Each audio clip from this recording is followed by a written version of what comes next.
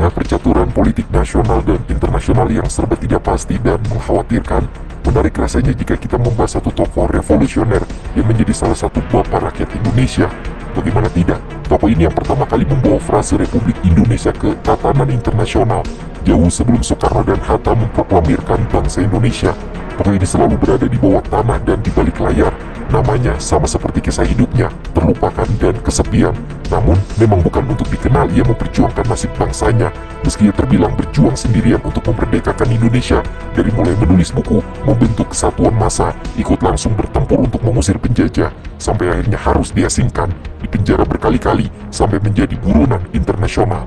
Dalam masa pelariannya, tokoh ini punya lebih dari 20 nama samaran, ikut dalam pergerakan massa di berbagai negara, sebutlah China, Filipina, Thailand, Vietnam, bahkan Singapura. Dalam masa pelariannya juga tokoh ini bolak-balik ikut dan berpidato dalam forum internasional untuk meminta dukungan kemerdekaan bangsa.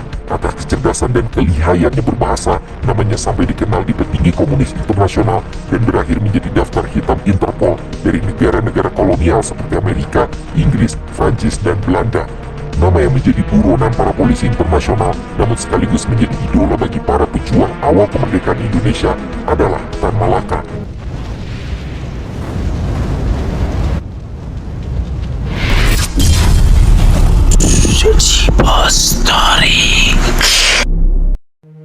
Republik Indonesia mempunyai pejuang yang pernah dilupakan bangsanya sendiri, bahkan dimusnahkan oleh bangsanya sendiri. Beliaulah Tan Malaka, salah seorang pejuang kemerdekaan Indonesia. Tan Malaka meninggal dunia secara tragis di tangan bangsanya sendiri. Beliau tewas setelah ditembak oleh Tentara Nasional Indonesia. Tidak hanya jasadnya, makam daripada Tan Malaka pun hingga kini masih menjadi teka-teki.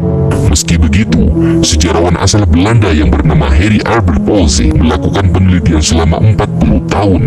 Secara perlahan, tapi pasti, berhasil mengungkap tabir misteri dari kematian Tan Malaka.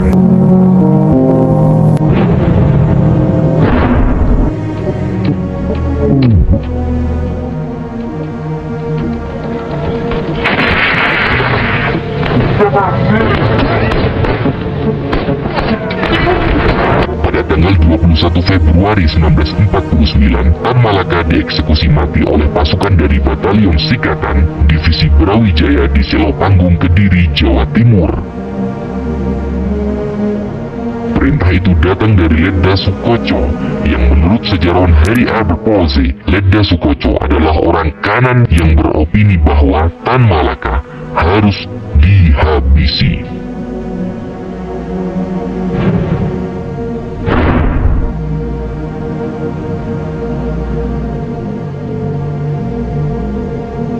Penghujung kisah hidup Tan Malaka dimulai ketika dia dibebaskan dari penjara di Magelang pada tanggal 16 September 1948. Sekeluarnya dari penjara, beliau mencoba kembali mengumpulkan pendukungnya dan menggagas pendirian Partai Murba pada tanggal 7 November 1948.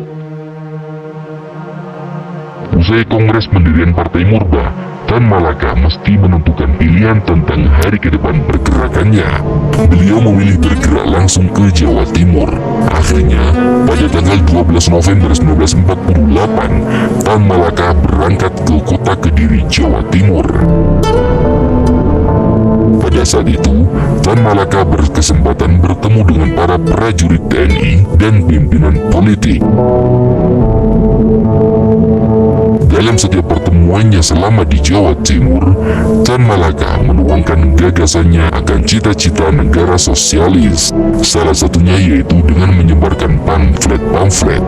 Beliau menjelaskan ide-idenya dalam Garpolek atau gerilya politik ekonomi ke tengah-tengah kalangan militer dan mendapatkan sambutan yang hangat. Bahkan, Tan Malaka rutin mengecam politik diplomasi yang dijalankan oleh Soekarno-Hatta yang beliau sebut telah menyanyiakan hak-hak mereka sebagai pemimpin. Dalam pergerakannya, Tan Malaka yang anti politik diplomasi Soekarno-Hatta dianggap sebagai ancaman oleh pemerintahan. Gerakannya mesti ditumpas.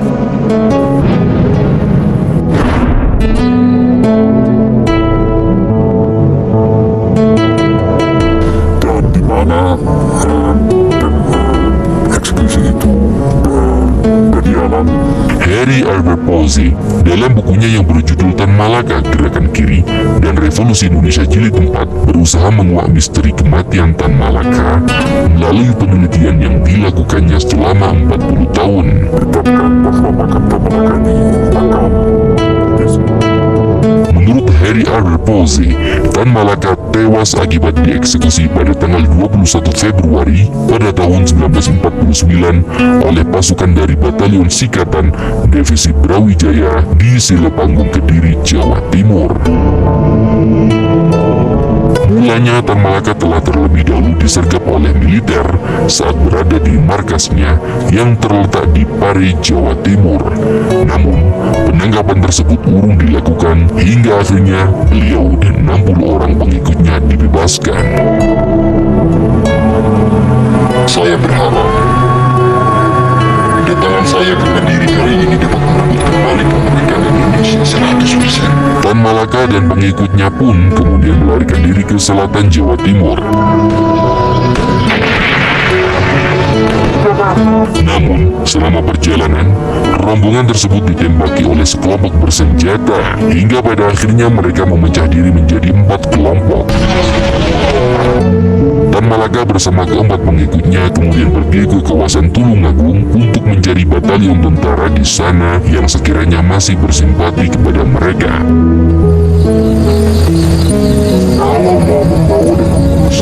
Namun, selang 2 hari perjalanan, tiba-tiba mereka disergap di suatu desa kecil bernama Selopanggung dan Tan Malaka pun ditembak mati di tempat itu.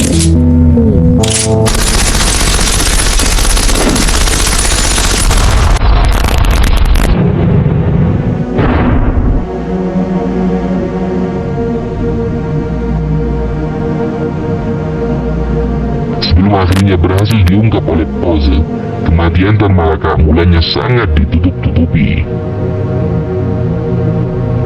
Harry R. Repose mengatakan bahwa kematian dari pendiri Partai Murba ini dirahasiakan hingga bertahun-tahun lamanya.